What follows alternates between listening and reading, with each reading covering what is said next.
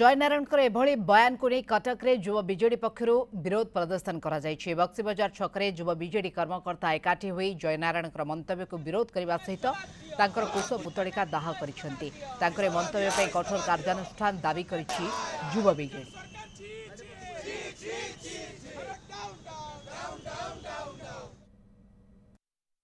एभलिया मंतव्य दबा द्वारा ओडिशा को विभाजन कला भलिया गोटे स्थिति गोटे माहौल सेमती से माने क्रिएट करमती ओडिशाटा दुई भाग हम ये जिनसटी समस्त ओडिशावासी को आज क्षुब्ध करी सिचुएसन करी ओडिशा को एक अशांत माहौल सृष्टि न कर जाऊ एथिपाई आमे सरकार को दाबी करूँ। जदि आम दाबी शुणिकी जदि तांकू बर्खास्त न करेंगे आगामी दिन में युव छात्र जनता दल ए कटक सहर आहरी व्यापक भाव आंदोलन को तेजेब।